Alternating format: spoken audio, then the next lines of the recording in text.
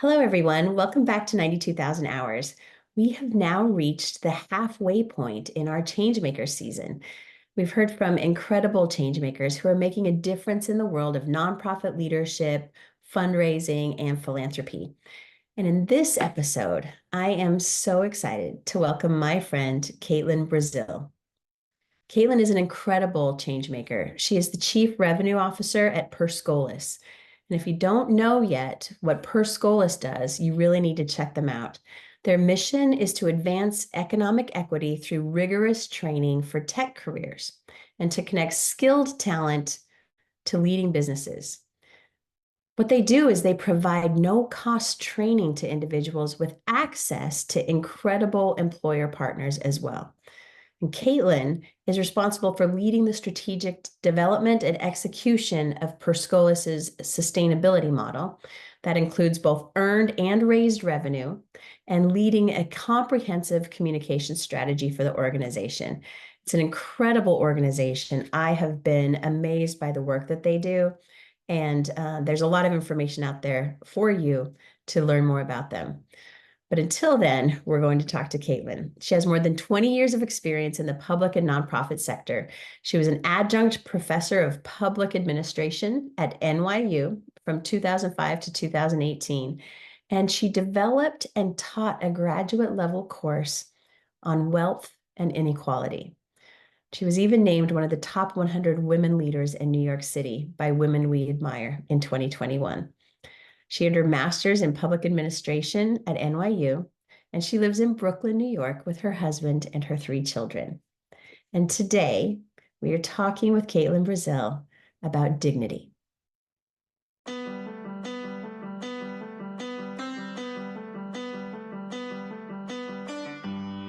So I am so excited to welcome Caitlyn Brazill to this podcast because Caitlyn is someone that I have particularly enjoyed meeting, listening to, and watching in action. Caitlyn, you are good at your job and also incredibly interesting as a human. So this gives me this opportunity for me to have a conversation with you that I probably wouldn't be able to have in any other circumstance. So I'm very excited about it. Really happy to have you on the podcast.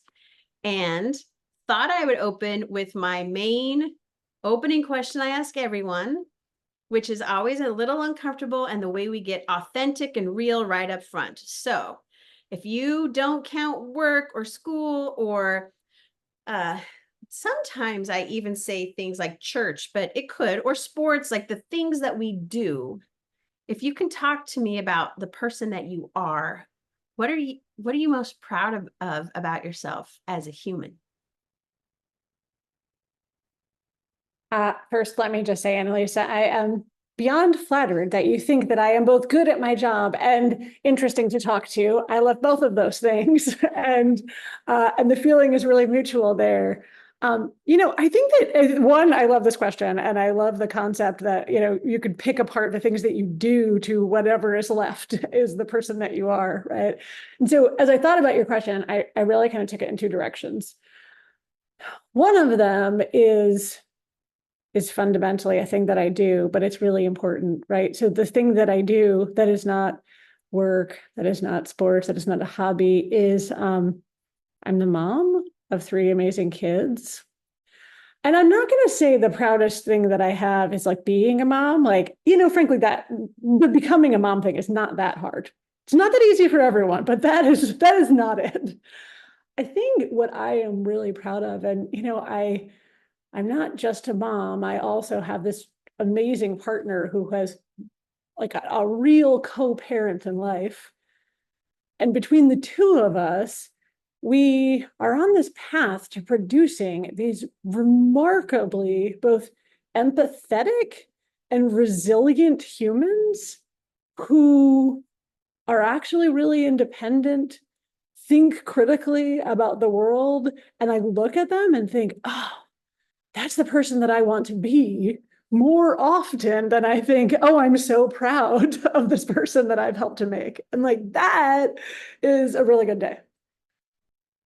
That is so amazing. I say stories like that about my oldest daughter when people would say to me, you know, tell me about your kids, I'd say like, oh, I just want to be her when I grow up. She's so amazing. If I could be her, that would be amazing, right? And the joy of having kids who interest you and you want to be around and that you get to watch become, right?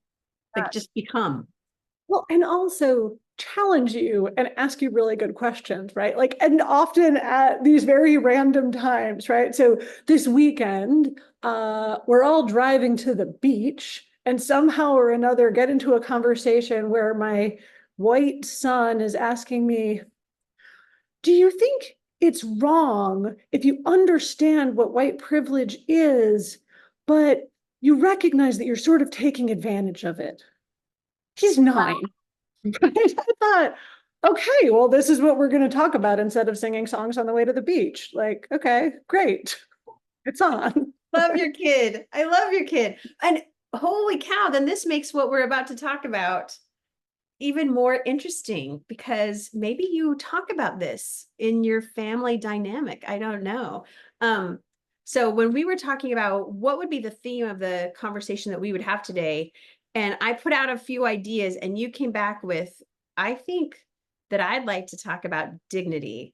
I was over the moon. So I don't even know how to talk about it really. And don't you think that maybe this is not the case for you, but for me, dignity is such an interesting word and concept because it's one of those things that we don't talk about enough. And maybe we don't even know how to define it, but we know it mostly by when it's not there than when it is. I don't know. I'm really interested in like, A, why did you choose this? And B, how do you define it? Okay.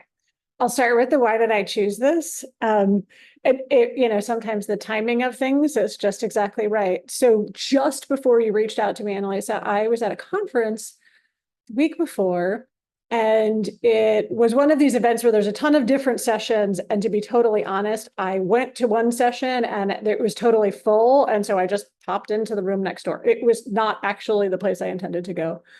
And there was this really interesting gentleman whose name I'm forgetting right now. I'll get it for you later.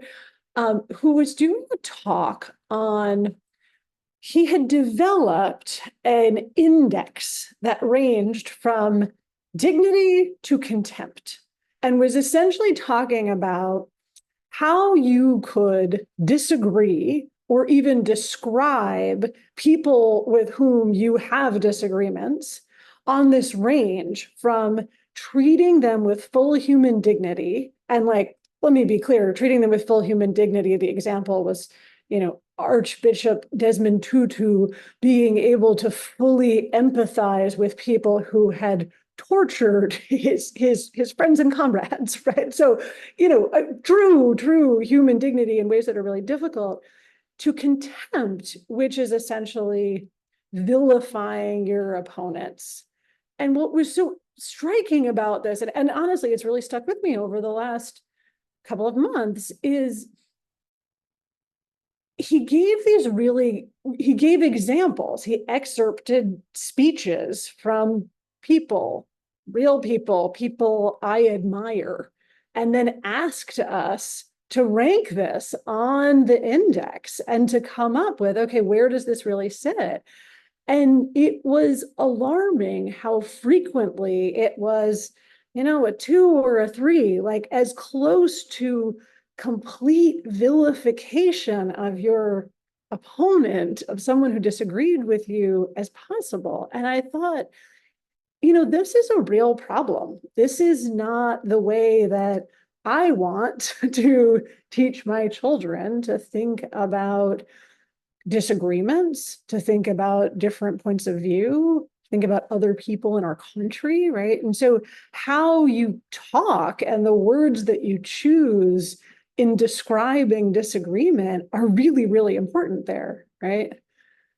And then the other piece of why dignity is so important to me is, and again, I hadn't really thought about it until I, sat in the room and had this conversation, is that, Annalisa, your question, stripping out who are you, right? The reason you have to start with that preface is because so much of who we are and how we are seen by the outside world is actually our work, our occupation. And so the time that I spend every day at Perscolis and honestly across my career, the work that I've done in economic mobility is really intertwined with dignity. Being treated with dignity is a huge part, it's a powerful force in why people choose the career paths that they choose, in how people feel about their work and what they do every day. And there's no question in the world that we should be treating people with dignity regardless of their occupation. I don't think there's anybody who would say out loud that there's something different. But the reality of how people are seen as being worthy of honor or respect, which was the dictionary definition of dignity that I looked up, is really often a function of your work and your occupation. Okay, so love this. You and I talked a little bit about things that I'm doing right now, and you'll find this hilarious that one of the organizations I'm working with and talking to is the Dignity Index. And so yes. And so I bet it was Tim Shriver who was speaking. Yes, thank you. Oh my goodness, Annalisa, that's amazing. I'm delighted that you're working with him. I am embarrassed that I forgot his name, but he's doing a really good job. Yes. And what I love about that, here's a cool story about it, is that here's Tim Shriver, who comes from the Kennedy family, who's so known for their democratic work, right? That they're liberal leanings. And then right next to him working on this is a woman named Tammy Pfeiffer, who is from Utah and is served on as the education leader for the Republican governor and has been a Republican her entire life. So the fact that the two people leading it are from like a Democrat and a Republican, and they're both excited. I mean, it's just a good story I think people are hungry for dignity. And second, I'm really interested in when you talk about, I think you hit on something that's so important about our occupation and how that aligns with dignity. And I'm interested in how you might think about that in terms of the work you do at Perscolis. How do you consider your work part of, I don't know, infusing the world with more dignity? Like what are you doing to move um, that treating people with honor? How do you move that forward at work? I think, Annalisa, and I love that connection, and I didn't realize that there were co-founders of the Dignity Index, and frankly, it makes perfect sense. I mean, I think you need to have that kind of compatibility and diversity of thought for something like that to work, right? I mean, I think one of the things that is really important to recognize, again, about dignity as a concept, right, is that for many people, I think dignity is ingrained, right? They grow up in a middle or upper class household. They have access to schools, at sports and youth development activities. They build confidence, and somebody's worried about whether they're building confidence. And so they believe they are worthy of good jobs, good housing, good neighborhoods, and they get a feedback mechanism around them that validates, yes, you are worthy of this, right? But for frankly, the majority of Americans, dignity is harder fought. It's more complicated. Most people grow up and see their parents talk down to, or they experience teachers or guidance counselors that don't think that they can make it, or they work in jobs that leave them feeling exhausted and unfulfilled and unsure that they can advance or that they should be advancing, right? So they may have families and communities that lift them up and make them feel good, but being treated with dignity outside of the people who love you and who you're connected to becomes really, really important. And I think when I think about the impact of our work at Perscolis, and maybe just a quick commercial on Perscolis here, right? Perscolis has been around for almost 30 years. It'll be our 30th anniversary next year. We've helped over that time period about 25,000 people launch careers in technology. And when we do that, we help people unlock their potential. They help people feel they deserve to be treated with dignity and respect. And, frankly, the way that we do that is we set the table and people do all the hard work, right? We create tuition-free opportunities for advancement. We work with employers to understand what is the talent that you're looking for and how can we provide the education and skills that people will need to fill those roles that you are looking to fill. We have a rigorous approach. It is very difficult to make it through Perscolis. It's a full-time immersive education that combines technical skills and business professional skills. And we have partnerships with employers who are seeking that tech talent, and who recognize that the pools that they are fishing in today are missing tremendously talented people who could thrive in their businesses. And so the economic impact of that work is now measured in billions with an S. I think about $2.5 billion in increased wages has now been accumulated across our graduates. But the way that it really reshapes people's lives and the things that I hear from our graduates are helping people to move from work where they felt disrespected, where they felt frustrated that they weren't able to spend more time with their family or control their own schedule or create a path for themselves that left them feeling fulfilled, to moving into careers where they feel like, yes, I know what I'm doing. I'm providing value. I can continue to learn and grow in this career path. The effect that has goes beyond the individuals who are trained, right? It's changing workplaces, right? We've been saying for years now that we're changing the face of tech, and actually it does. It impacts your entire ecosystem. But more importantly, it's changing communities, right? It is children who instead are seeing their parents feel and experience that dignity of work that they feel every day is actually giving them the personal satisfaction that they need. And that is hugely different than going to a job where you both don't feel like you're getting the economic advancement that you need, but also that you don't feel personally invested in. I'm super moved by most of the stuff that you just said. So you should know that. Like, I actually get a little bit verklempt about this because so I start a podcast about how we spend 92,000 hours, the most of our lives, at work. And what we're getting at here is so important, because one way, like, how important is it that you feel dignity at work? All of us, every person who goes to work should be entitled to feel dignity there, and feel dignified about their work.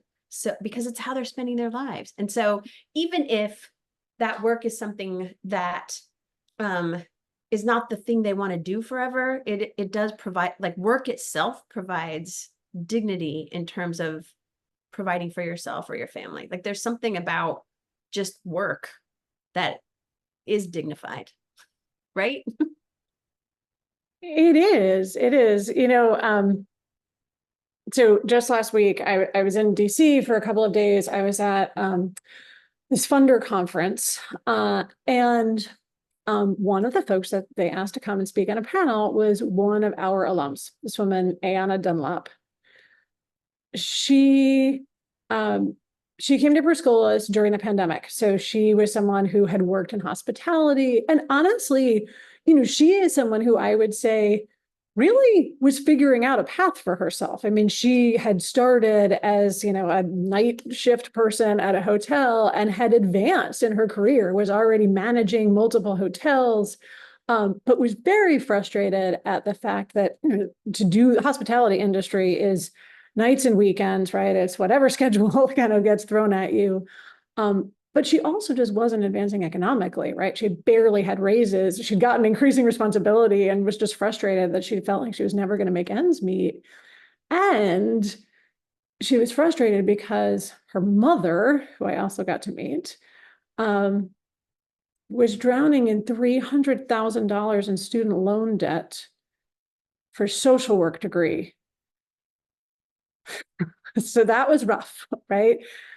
And so she got laid off during COVID and said, like, okay, I'm not going back to this. Like, I've got to figure out a different path. Right. And so she got some advice from friends. She ended up going online, found Perscolas as tuition-free opportunity, thought, of course, like this must be a scam, found some other people who were able to validate, okay, this is real. Right. And, she told me that she was about halfway through the class, was so frustrated, was just so exhausted, was like, I had no idea how much work this was going to be. It was tremendous support, but I really didn't think I was going to make it. One of my old boss called me and said, hey, you could come back. It's going to be a lower pay, but you can come back. And, I really thought about it. And I thought, I need a job. I just have to do this thing. And she reached out to her career coach and kind of sat down and said, okay, like help me make this decision the right way. Right. And so they looked at, okay, what are your employment prospects? How do you think about this? We've still got to get through 2 more months here. This is going to be really tough. You're going to be able to make it. And the part of that story that really jumped out to me is that she said, no one was trying to sell her on stay at Perscolas because you should follow through on this thing, right? It was purely, let's just help you have the information that you need to make your smart decision about your destiny, right? And so the difference of that, like that is treating someone with dignity, right? That is saying to someone, you are the expert at where you want your future to go. And so she decided to stick it out. She got a job working for a managed services provider immediately post-graduation. After 9 months supporting this organization, which is a nonprofit that, actually the Bank Policy Institute, so they're like the coalition representing banks, they poached her and said, can you come work for us directly? We don't want to work with the managed services provider anymore. She's been there now for almost 4 years. She's now an assistant vice president. She's running the team. She's managing the contract that she used to work under, right? And this woman, she sat on the panel with, a room full of folks who frankly we've all been in the world of philanthropy, right? And like I said, there's a lot of people who are very clear on their opinions and think that they're very well grounded in things. This woman was so clear, was articulate, thoughtful, and able to navigate a conversation about philanthropy, about how we should be thinking about economic mobility. She runs a tech team. This is not her expertise, right? But where she could really bring expertise was how you should be treating every single person who is trying to advance their careers and what it would look like if we actually had policies wrapped around people that supported them in this way. And, I just thought like she is just a complete inspiration to me. So you're talking about getting overcome. I was like tearing up listening to this woman, not just because, yes, she has an incredibly happy ending. She's purchased a house. She helped her mom pay down that debt. Like she's been able to accomplish so much, but I really think more than that, she also is commanding a room full of people for how to actually treat people with dignity. It's so amazing and so lovely to hear that story. It's interesting because it's like right before telling that story, you talked about that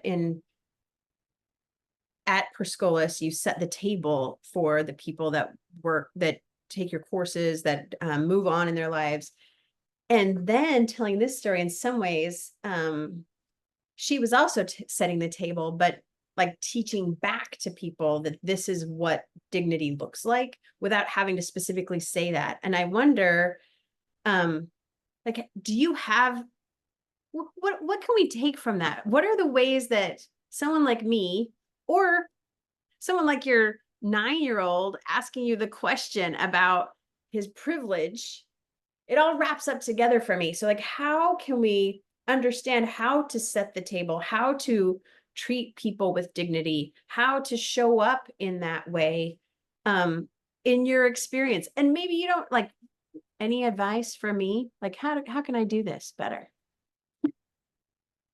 Annalisa, I think the thing that we can always do is ask questions, be curious, and not assume, right? And I think that applies at every level. That applies when we're designing programs and policies. That applies when you're literally working one-on-one with someone about what they're looking to accomplish, right? I think what it comes down to is her experience and being treated with dignity was really a matter of people all along the way talking to her and understanding from her where she wants to go and what she wants, and respecting that she has the intelligence, the capability, the insight to make good decisions. And I think, we all make bad decisions sometimes, right? Like, let's be clear, right? But I think what is really, really important in the context of nonprofit work, of economic mobility work, right, is assuming that people have the best expertise on their own lives and where they are trying to go with them, and kind of starting from there. Do you have a different approach when it comes to thinking about dignity in your own life or with your kids as opposed to what you do at work?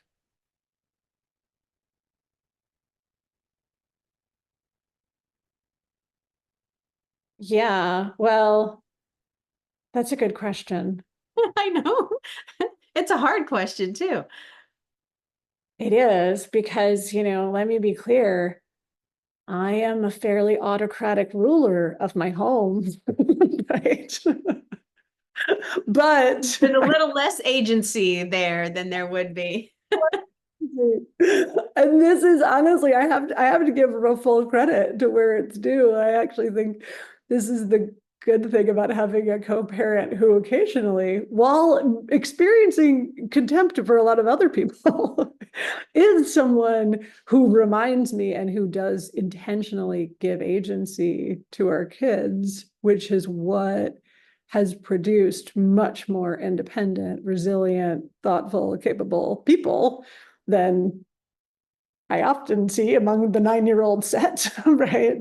But I also think that there's something about modeling this like political discourse that I've just been very conscious of in everything that we're saying and hearing right now. I think it's really important, and I have taken the time, especially in recent months, to ensure that when I hear my children repeating something that maybe another adult said, that we stop and kind of pick that apart and think about, are we assuming that this person is not really a person? I mean, to me, treating people with dignity is treating people as people, right? Is assuming that everyone has inherent worth.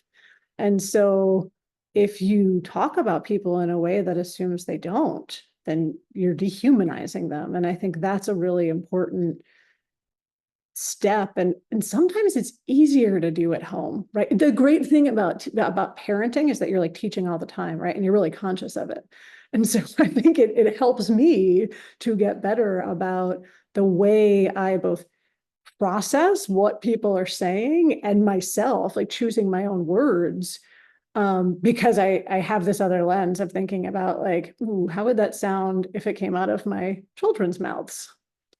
No, that's so good. That's so I feel like it's spot on, and I feel like this is a really important moment in time in terms of how we educate our own kids about dignity while they're right now in the middle of the social time we live in. It's a place where it's a time when they can hear undignified speech all the time, and understanding that what that means and how that separates us um, feels really important to do for our kids. So I love that you talked about that.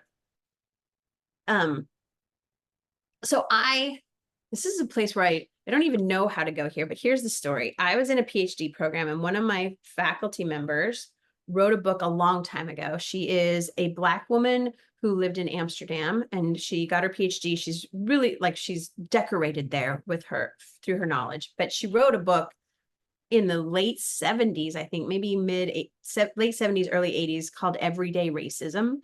And she was talking about how in Amsterdam, she was experiencing racism all the time, and then gave real examples about that. Recently, a documentary maker there did a documentary about her called Everyday Dignity. And it's really interesting that um, those two thoughts are so linked, and I feel like that's real. Like those isms about racism and sexism, and those are real in terms of how we approach people with dignity. And I don't know if I have a question about that other than, yeah, does that resonate? And what can we do about it? Do you have any idea what we could do about it? I mean, 100%, Annalise. I think, look, this is exactly people being treated without dignity is there's lots of motivating factors, right? And who is treated without dignity, it's generally exactly this kind of, it is both racism, it is sexism, it is ableism, right? It's making an assessment based on whatever piece of knowledge you have about an individual or a group, that they are not going to be worthy of value or respect. And whether you say that out loud or simply demonstrate through your actions that that's fundamentally what you are thinking, right? That's how it shows up. And I think that is exactly why, in an organization like Prescola, so, 90% of our learners are people of color. 4 in 10 are women who are trying to break into a male dominated industry. Many of our learners are people who have gone to college and not been able to make it to a degree, right? And all of those factors are the kinds of things that also lead people to be treated without dignity.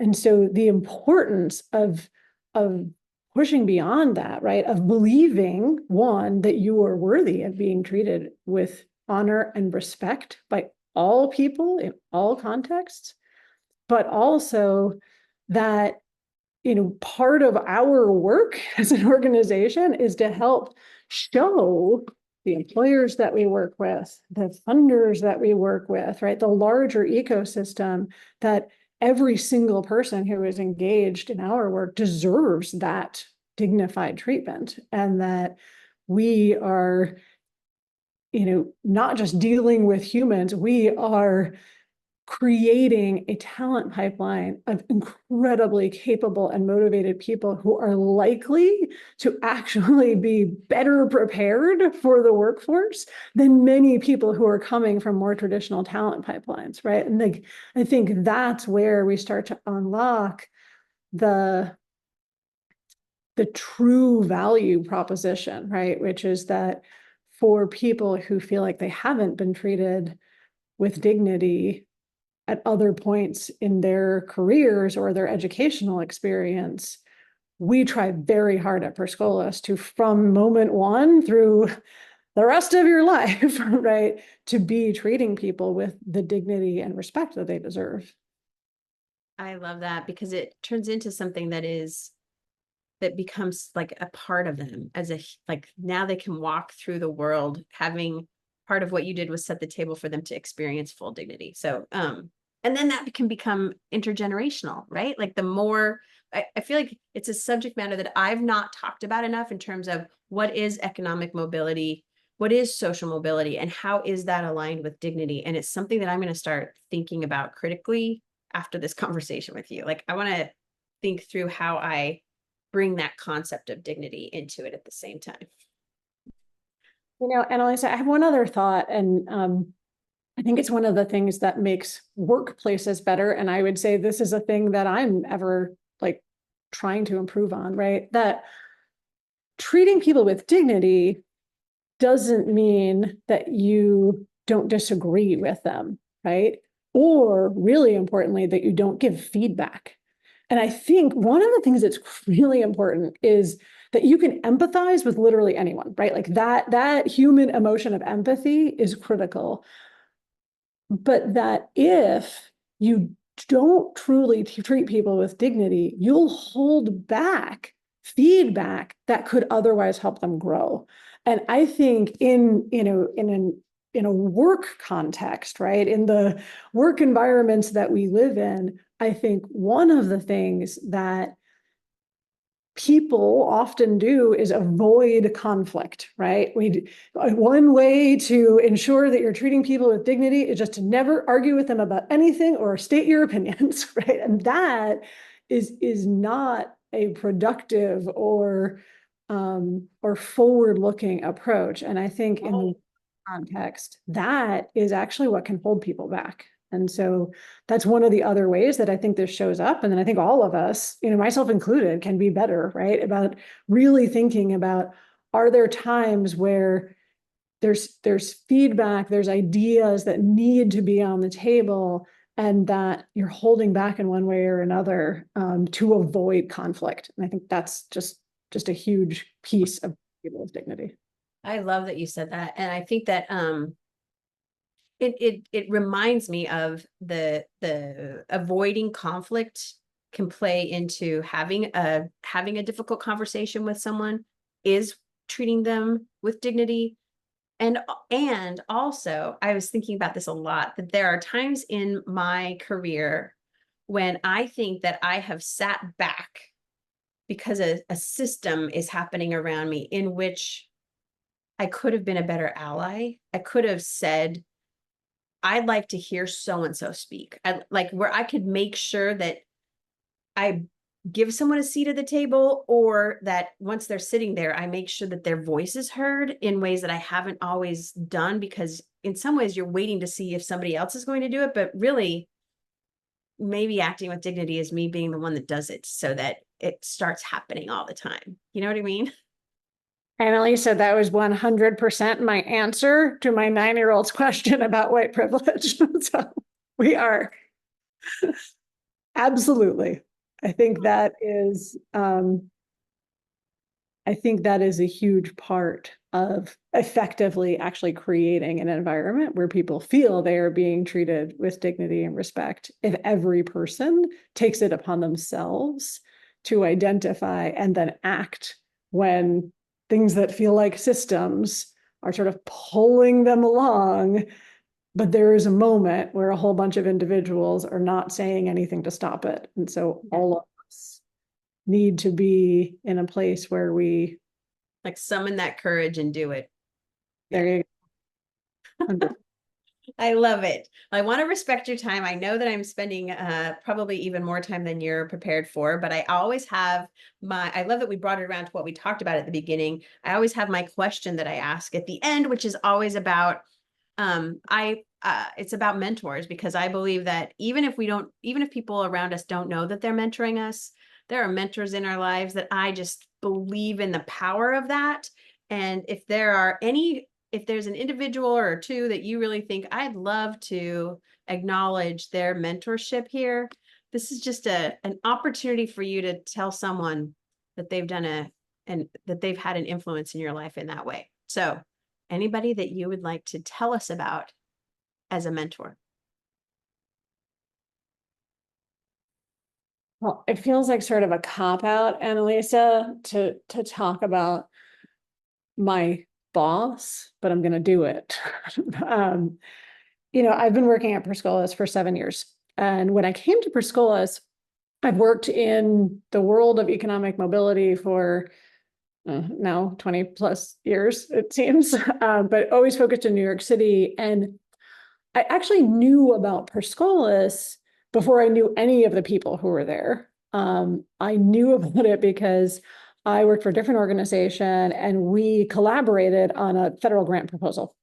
And so I had seen Perscolus's outcome numbers before anything else. Like fundamentally, deep down at heart, Annalisa, I am a data nerd. And so I thought, wow, either these people are lying or they're very good at what they do. Right. And had just, filed it away, right? Years later, somebody reached out about a role that was open at Perscolas, and I had a couple of conversations, and then I went up to the Bronx and I met Plinio Ayala for the first time. And he's a really charming guy. And he walks me around an empty office space. And I'm like, what is going on here? But and also like I've worked in nonprofits my whole life. The idea of having like unused real estate, even for 15 seconds, it was disturbing to me, right? Like, why are there empty cubicles here? Right. And he's telling me this whole story about how they're working with an employer partner and they're about to create this new thing. And you're sort of listening to someone and saying, like, I know that you're seeing the future right now, but I'm looking at a bunch of empty cubicles. And I wonder, am I going to take this leap and believe you that this future is real? And so I took the leap. I mean, I jumped in. And the future was real. And within 6 months, that space was entirely alive. We were partnering with a company in a couple of years, we trained 1,000 people for different tech roles. It allowed us to build out this entire customized training business that we had never existed before. But the thing that I came to learn about Plinio is that he can actually see potential. And really all he does to unlock it is kind of like kick around the edges, say, I can see there's potential. Why don't you figure that out? Right. And as a leader, he always says, like, I just surround myself with smart people and get out of their way. But in reality, it's that he can see what we could do.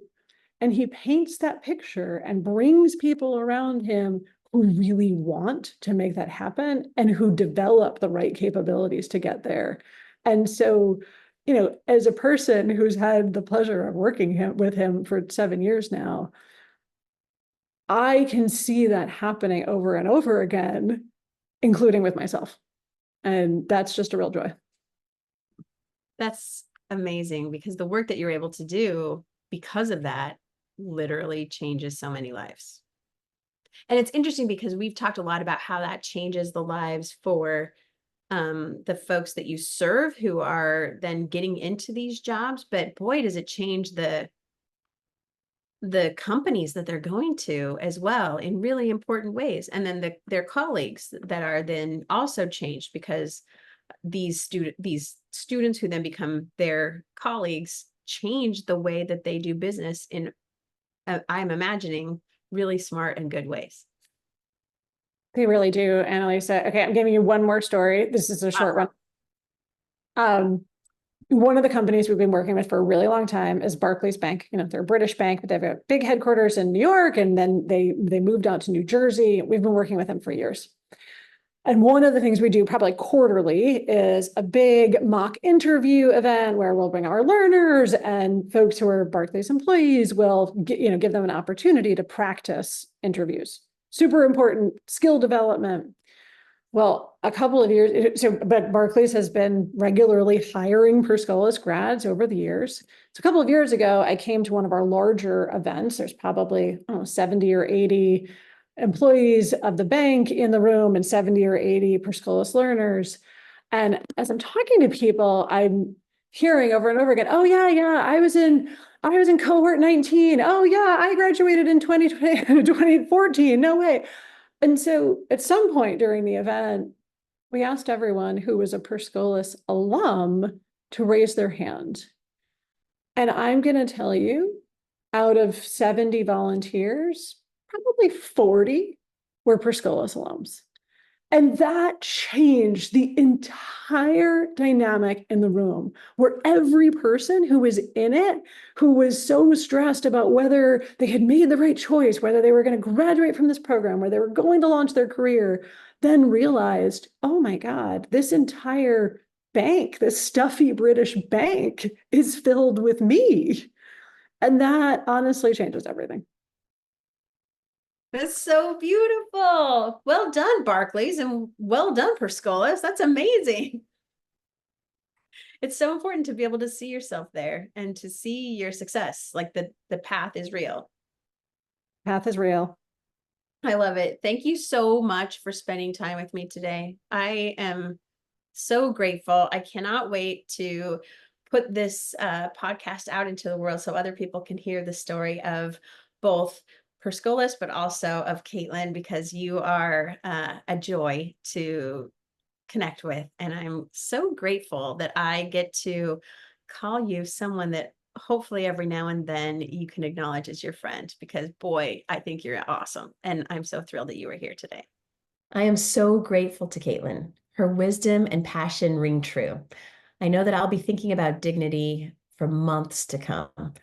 You can learn more about Caitlyn and her work at perscolas.org. That is PERSCHOLAS.org. And you can find her, of course, on LinkedIn. Our next episode, I'll be joined by Sean Tigan from the Utah Foundation, and we will be talking about engagement. So I hope you'll join us.